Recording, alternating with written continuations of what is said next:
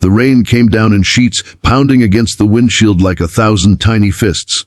Thunder cracked across the afternoon sky, shaking the ground with its roar. Cars passed with their wipers struggling against the storm, drivers desperate to get home. But in the middle of that chaotic downpour, something caught his eye. A man named Marcus slammed on his brakes, heart pounding, when he saw it. Just off the road, near a small bus stop with no shelter, a woman and a little boy were standing in the open, completely soaked. Their suitcase had been thrown into the mud, clothes spilling out, and the woman's tear-streaked face told the whole story. They had been thrown out, abandoned, left with nowhere to go in the middle of a storm. Marcus stared in disbelief, the steering wheel trembling beneath his grip. He couldn't believe what he was seeing. If you believe in kindness, second chances, and humanity that still exists in this world, then pause for a moment, like, comment, share, and subscribe to Kindness Journal. Because sometimes one act of compassion can change everything.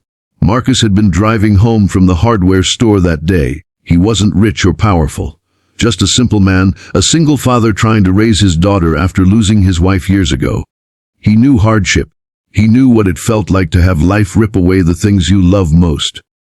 But he had never seen something like this, a mother clutching her child against the brutal rain, trembling as she tried to cover him with her thin sweater, while her belongings lay strewn across the roadside mud. Something inside him snapped. He could have driven on. Many others had already passed by, glancing out of curiosity before speeding away.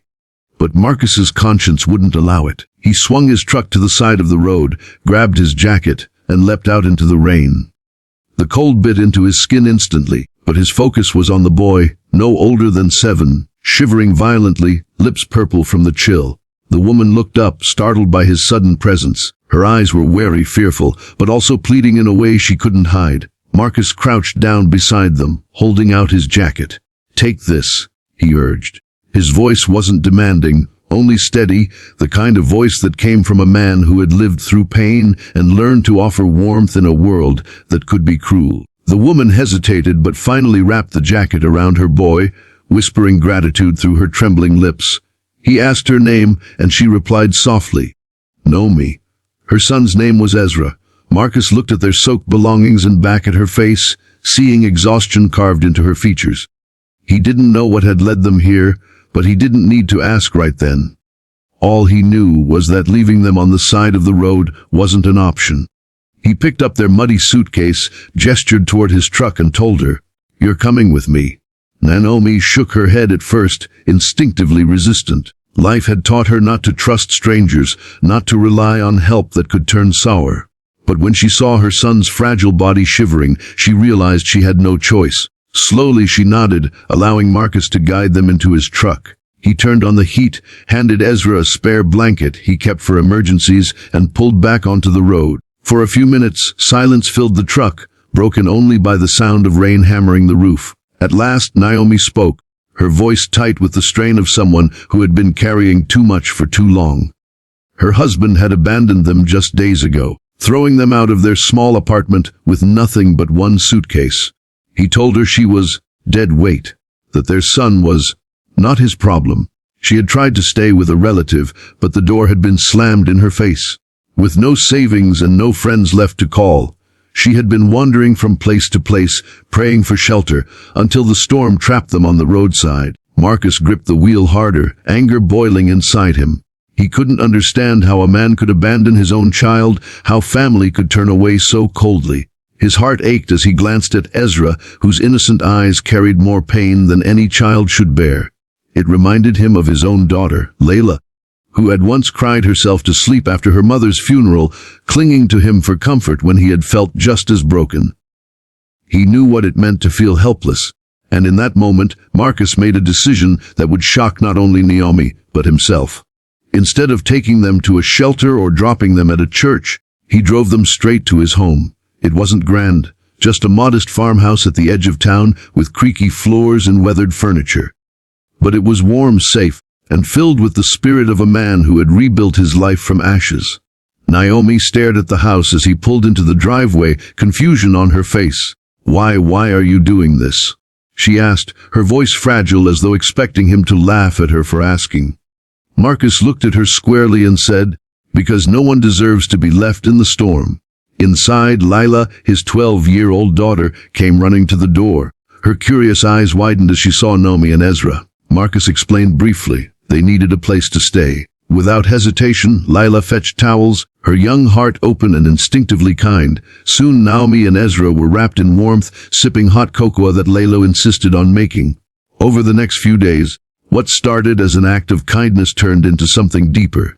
Marcus didn't pry into Naomi's past, but he saw the way she worked tirelessly to help around the house, folding laundry, cooking meals, and even reading bedtime stories to Layla and Ezra together. He saw the spark of life returning to her eyes, the way her shoulders began to straighten as if the crushing weight she carried was lifting piece by piece.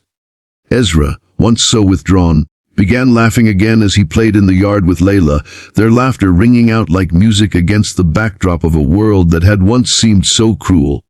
Still, not everything was easy. Naomi carried scars that weren't visible. Sometimes at night, Marcus would hear her crying softly behind the guest room door. She was haunted by the betrayal, by the fear of being abandoned again. Marcus understood those wounds. Grief had carved them into him once too. Instead of rushing her, he simply reminded her each day through small actions, fixing her broken suitcase handle, cooking an extra plate of food, making sure Ezra's shoes were dry before school. That kindness didn't always come with strings attached. Slowly Naomi began to trust again. One afternoon, as they sat on the porch watching the children chase fireflies in the late summer light, Naomi whispered, "I thought the world had forgotten us." Marcus shook his head gently and said, "Sometimes it feels that way. But then sometimes, the world sends someone at just the right moment." Her eyes filled with tears, but this time they weren't from despair. They were from hope, fragile but real. Word spread around town about what Marcus had done. Some people called him crazy for taking in strangers. Others admired his courage. But Marcus didn't care about opinions. What mattered to him was that Naomi and Ezra weren't left out in the storm anymore, literally or figuratively. He knew life wouldn't magically become perfect, but he also knew that second chances existed for those brave enough to offer them. And then, something unexpected happened. Ezra began calling Marcus uncle. It slipped out one morning at breakfast, and the boy immediately flushed, afraid of offending him.